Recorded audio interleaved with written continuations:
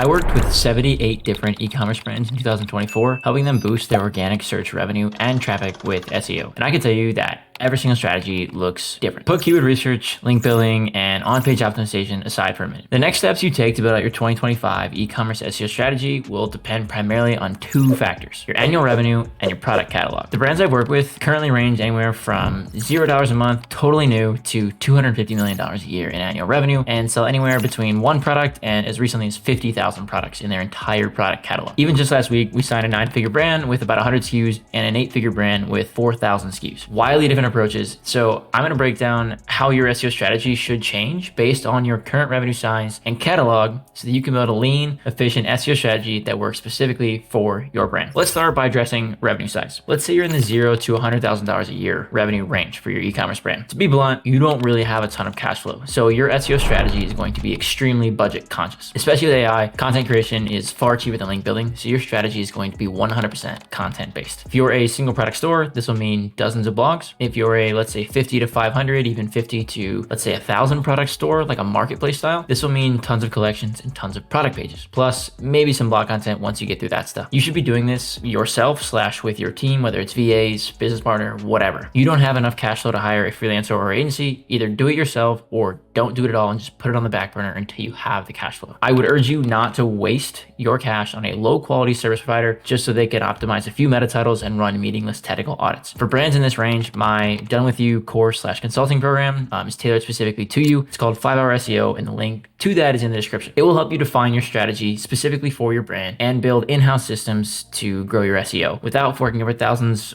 of dollars to a freelancer or agency. While the right agency can be valuable to you, it's simply out of the financial question right now. Okay, your cash is tied up in other places. Moving up one revenue range, 100,000 a year to 500,000 a year. Definitely crack the code on e-commerce, but you still have a long way to grow. You've got more cash flow. At this point, you're probably thinking you have enough to hire a freelancer or agency. I'm still urging you not to, unless you find an extremely hungry, talented, young SEO on their way up, who on the way up within their careers, who's willing to give you a discount or do free work in exchange for a testimonial so they can get more clients in the future, which is exactly what myself and several of my other friends do or did back when we started our careers. Unless you find someone like that, which can be like a needle in a haystack, maybe like 1 out of every 10, 20 kind of people that approach you, the other 9 or 19 freelancers / agencies that approach you will most likely be a giant waste of time, energy, and unfortunately cash. You'll be mad at yourself that you hired them, and you will probably write off SEO forever. I've seen it happen tons of times. I would urge you not to do this to yourself. You'll be frustrated, you'll be out of cash, and your e-commerce brand will suffer as a result of it. At this revenue range, I would still recommend you do all of this yourself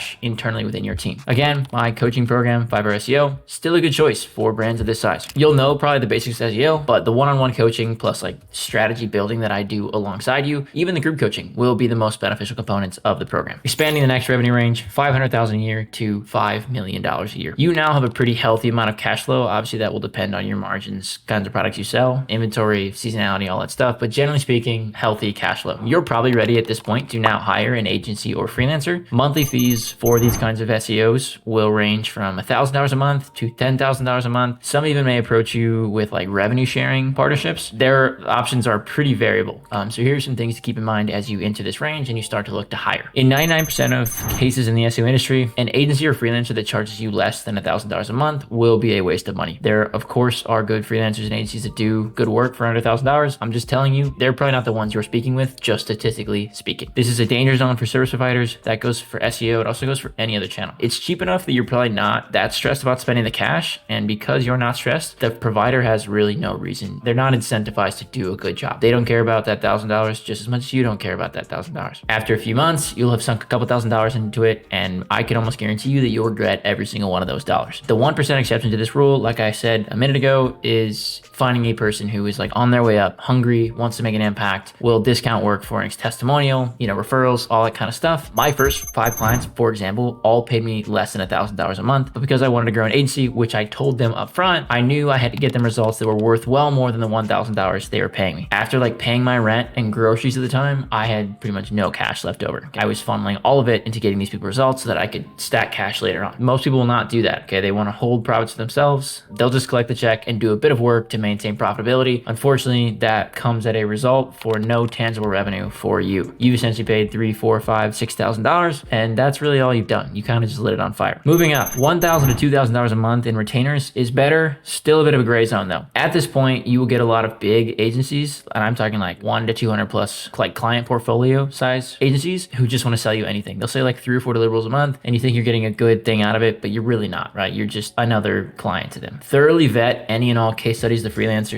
/ agency presents to you. If they don't have any, don't even bother working with them. They need case studies. And I would not get so hung up on the deliverables. Focus more on the potential ROI. SEOs have done historically a very good job of describing SEO as a bit of a black box, and they don't know how to explain it / they don't want to explain it. They just want you to pay them for 6 months and then not get results, and then they can just say, oh, it takes time. You need to focus on ROI. You need to understand what the deliverables may be, link building, content creation, internal linking, whatever it may be, of course. But at the end of the day, you want to know if they can make you money or not make you money. And that is the only reason you should pay someone. Deliverables at this like $1,000 to $2,000 a month, and obviously anything under $1,000 a month, are a facade or a mirage rather to like hide the lack of results that they will not get you most likely. You should not care if they write 1 blog or 100 blogs every month. You really just want to know if they can make you money and if it's going to be greater than a 1x ROI. Obviously you're looking for like at minimum 2, 3, 4. $2,000 a month to $5,000 a month. On average, SEO agencies are getting a little bit better. Like the quality of SEO agencies across the board is a higher average within this kind of cost range on a monthly basis. Okay. Generally, the $2,000 a month and plus retainers / monthly fees become financially viable in my experience from brands doing like $75,000 a month or more. It's like 75 to 100K a month. You're probably sitting in like the 2 to 2.5K a month SEO fee range where you're going to feel comfortable. Again, this is assuming you have picked a good provider. And if you're in like the, let's say 150, 200K, 250K plus month per month range, you'd be closer to like the 4 to 5K a month retainers. Right? It is not solely based on like your revenue range should not dictate specifically the retainer. Like those things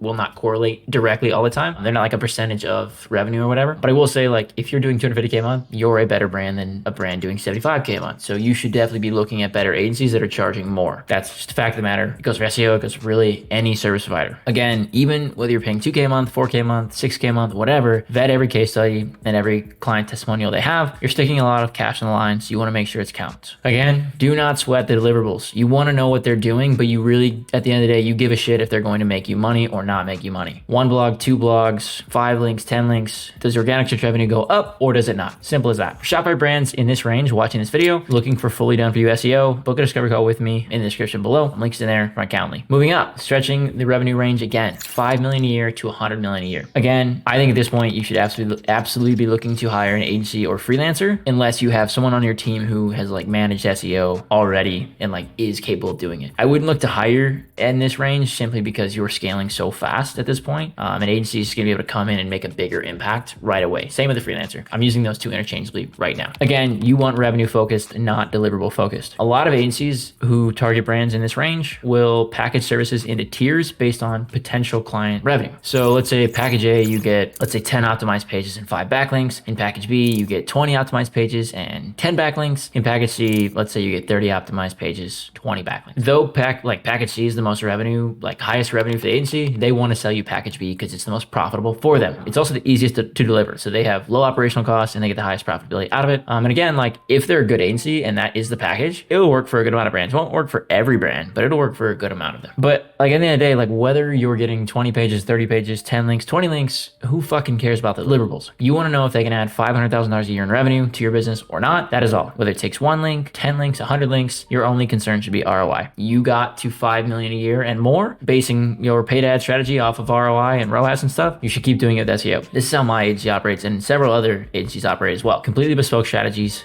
designed to grow your organic search revenue. If you want an extra 500K to $1 million plus a year in organic search revenue, book a discovery call with me. Again, link is in the description below. Moving up to the final kind of revenue range, 100 million plus. Okay, so this is any 9-figure brand. If you're a $1 billion brand, I'm going to assume you're not watching this video, and also you're definitely doing SEO in-house. So this is the 100 million to $1 billion a year, roughly, range. I would probably say it is in your best interest to go in-house, though my agency currently works with 3 9-figure brands at the moment. So it really will depend on what you're looking for and kind of what stage of that 9-figure range you're in. The 3 I work with scaled exceptionally fast, and they've opted to hire in-house for other channels as of right now. I think they've hired like 60 employees this year across the board. I assume they will inevitably bring their SEO in-house at some point, as they should. I will be there to help them facilitate kind of that transition and help them build out that team. That's enough revenue. Let's talk about how you'd craft your SEO strategy based on different product catalog sizes. sizes. Let's say you are a single product store. You have one product, that's it. I hate to be the one to tell you this, but solo product stores by default have a theoretical ceiling on them from the very first moment the store is launched. Whether it's 1 million a year, 5 million a year, 50 million a year, whatever in revenue, a single product catalog can only scale so high. To scale beyond this, you'll need to expand your product catalog, which will also influence, once you do that, how you approach SEO, as well as how you do paid ads, retention channels, all that kind of stuff. But assuming you have a single product store right now, this is how you will craft your SEO strategy. Again, it'll be largely content led. You need to reach as many potential customers as you possibly can in every single stage of the funnel, top, middle, and bottom. I would start the middle of the funnel personally. So you versus them content. So like cover every single competitor that sells your exact product. So let's say you're in the coffee space. Keurig versus Nespresso would be a good example, assuming you're Keurig or Nespresso. Alternatives, cover every single product that solves a similar solution. Let's say you're Keurig versus La Marzocco mini espresso machine. Taking a Keurig, which is a coffee maker, versus an espresso machine, another kind of coffee maker. While competitors, they are different products solving similar solutions, which is caffeination, really. And then best of content. So covering the most popular competitor products and or solution alternatives. Best espresso machines. Create specific versions of these, like even further than just best espresso machines. Best espresso machines for college dorms. Best espresso machines for first-time baristas. Best espresso machines for studio apartments. Best espresso machines for wedding gifts. All these kinds of things, all tailored to that specific audience. Then top of funnel blocks. Quite literally every single possible question / top of funnel keyword that exists within your niche. You can use tools like Also Asked, Clicks.so, SEMrush, Ahrefs, whatever you like to identify question keywords, looking for things like what, when, where, how, why, who, etc. Much of the traffic from these keywords, anything top of funnel really, I would say now is pretty much run by AI overviews. You will have fewer clicks than whatever the search volume tells you you might, but I would still recommend targeting them. Just don't expect to drive tens of thousands of clicks from these types of blog posts. Beyond your core keyword and like what the top of funnel of that should look like, stretch your niche as wide as you possibly can. This is going to require you to do critical thinking beyond what an Ahrefs or SEMrush will tell you. Let's say I work with a foam roller brand. Okay, I have now for like over 2 years. Started by targeting every single keyword that contained foam roller, foam rolling, variations like that. This got us to like a couple thousand, it's probably like 5,000 or 6,000 organic search visitors a month, starting at 0. This was great. However, we couldn't just stop there. We had to keep expanding, right? So now we're reaching about tens of thousands of more customers by, if you can visualize like a super high top of funnel. Basically, we took the foam roller at its core and we asked the question, okay, what kind of things, what kind of injuries / nagging pains, things like that can this foam roller actually solve? We identified every single injury condition that a foam roller could hypothetically solve / treat, manage, or aid in the recovery process in some capacity. Tennis elbow was one of these things, for example, right? We also had like tendonitis, varying things like that, but tennis elbow was one of these things. Examples of keywords we targeted: why does my elbow hurt, tennis elbow versus golfer's elbow, how to fix elbow pain, anatomy of a tennis elbow, and tons more like that, all relating to tennis. None of these keywords were directly tied to foam rollers, right? You didn't hear the word foam roller or foam or rolling or anything like that in any of those keywords I just mentioned. But by writing a content like this and presenting our product as a solution, we were able to reach customers at the very top of our funnel. Some may even consider like out of our funnel, but this enabled us to get to like 10 to 15,000 organic search visitors, up from the 5,000 or 6,000 we were at. Really solid growth. Solo product stores still here. Okay, your homepage, I would recommend you optimize for your target keyword, not your product page. This will make your life significantly easier, especially as you start building backlinks. Because you can build backlinks to your homepage, you should not build them to your product page because they'll likely just get ignored. So if your homepage is optimized for your target keyword, you can build links to it. You can be more aggressive, all that good stuff. Just to iterate on that, I would probably say 90% of your backlinks should be built to your homepage with branded anchors or brand plus keyword anchors. The remaining 10% should go to your blogs, and I would probably 10 to 20% should go to your blogs, and I would start building links to the bottom of funnel blogs, like the best of you versus like X versus Y type stuff. Small catalog, somewhat content led, but more focused on the middle and bottom of funnel. Top of funnel, I would say put it on the back burner. You'll get to it at some point, but it's not going to be the most impactful for you. So let's just set it aside for now. Middle of funnel, you will also create dozens of blogs using the you versus them, best of, and alternatives kind of style framework that I talked about a minute ago. But again, I want you to start with your bottom of funnel first. So bottom funnel, product pages and collection pages will easily be the most impactful pages on your website, not blogs. Products, optimize these pages for exactly what they are. The keywords should be fairly straightforward. Again, small catalog, we're saying anywhere between 2 and 50 products is kind of a small catalog. You have 50 products, it is very likely you will not find keywords within an Ahrefs or SEMrush tool for all 50 products, let's say. So just optimize them for the plain terminology. Collections, collection pages, category pages, depending on what CMS you're using, whatever you want to call them. This is where things will get pretty creative. Most brands make the mistake mistake of classifying each product into just one collection, then adding those collections to the main menu. While it's not necessarily a mistake, it severely limits and constrains your organic search revenue and traffic potential. So here's an example. I work with a hot tub brand that has 25 SKUs. Their previous SEO team put all 25 hot tubs into one collection and just optimized it for luxury hot tubs. Now, while it is probably the most accurate keyword and like the dream keyword that they wanted to rank for, it's just a fine SEO approach. Like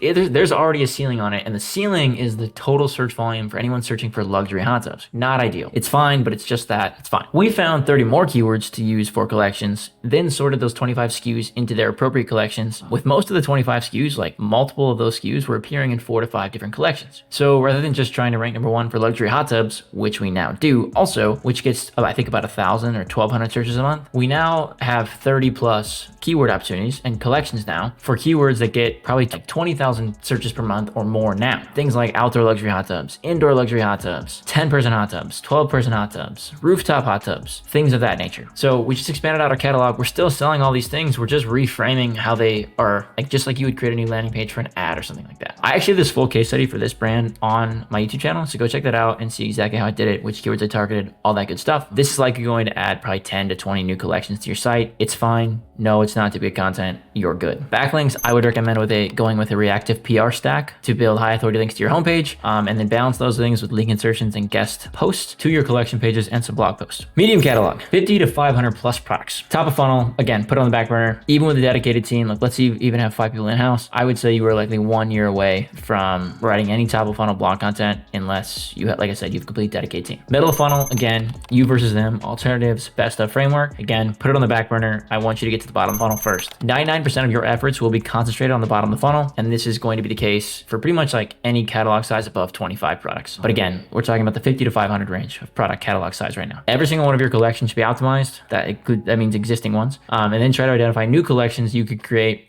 just as I did with the hot tub example, and optimize those as well. Do this for all of your collections. Try and build out like, 3, 4, 5 more for every like core collection you have. All of a sudden you'll be left with, instead of 10 collections, you've now got 30, 40, 50, or even more. Once you've exhausted every collection, optimized those pages, then you can move on to your products. If you have 50 to 500 products, let's say, there's a few things you should consider, especially if you're nearer to 500. I would not take it off your site, but like do not include it in your SEO strategy if the product is worth less than $20. They are not meaningful revenue drivers. You probably don't have good margins on them, so I would discard them from your list of 500. You don't care about them. I don't even care how easy they are. You don't want to make $20 sales. You want to sell $100 plus products. From there, once you've got rid of those, how many products there are, start with your current highest ranking product pages, optimize these first, and then realistically, you'll probably have only like 15 to 30, maybe 40 products that actually fall into this top ranking range. I'd classify any keyword that currently ranks in the top 20 as in this range, worth doing it. It's a striking distance kind of opportunity. Just make sure that whatever keyword a particular product page ranks for, or you want it to rank for, does not directly compete with a keyword that your collection page is targeting. Okay, this will lead to a cannibalization issue, which is super common at like this number of product catalog scale. After optimizing those first 15 to 30 striking distance pages and discarding your probably 10, 20, 30 pages products that are like $20 or less, you'll be left with somewhere between like 100 and 400 products ballpark. Again, it depends if you're near to 50 or near to 500 products total. You could do keyword research theoretically for every single one of these 1 to 400 products, but honestly, I probably wouldn't waste your time. I would optimize each product page for the exact terminology you would use to describe that product to a person in the plainest language you can imagine. Do this, and then in, let's say, a month or 2 months, go back and check your search console for each product page and see if any keywords emerge for those products. If search console shows some opportunities, then you can optimize a product page for whatever keywords make sense. Again, making sure to avoid cannibalization. I recommend doing it this way because you're going to drive yourself crazy, and honestly, you're going to waste a ton of time if you try to find keywords for 400 product pages. It's a good chance keywords don't even exist for all those product pages, at least with not any attractive search volume. You'll probably be looking at like the 0 to 10 search volume a month range. And while there can be some hidden gems in there, it's unlikely that it will be. 1 out of every 100 will be. I think you should chase the other 99 opportunities. Backlinks, same deal as the,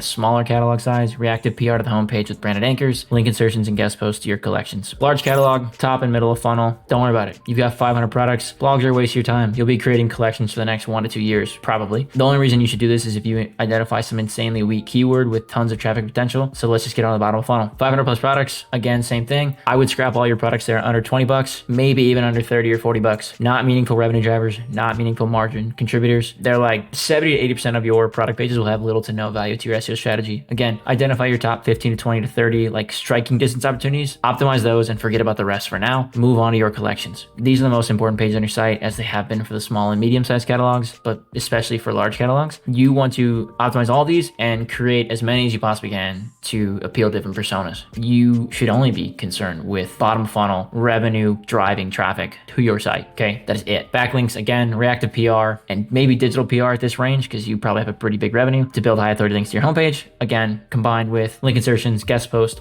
things of that nature to your collections, and maybe some like best of alternative style blog posts. Now that you've got a framework that kind of gives you a bucket for revenue and product catalogs, you can kind of identify what's next in terms of keyword research, content planning, link building, knowing exactly what to do and in what order to do it in. Make sure to follow and connect with me on Twitter and LinkedIn, where I regularly share new findings and strategies that are working for our clients, like the ones I just detailed for you. And if you're ready to get off the paid ads hamster wheel as a brand, Shopify brand, and make 2 to 3, even 5x or get more organic search revenue from your Shopify store, book a discovery call with myself, and you'll find a link to that below in the description. And I'm looking forward to chatting with you. Peace.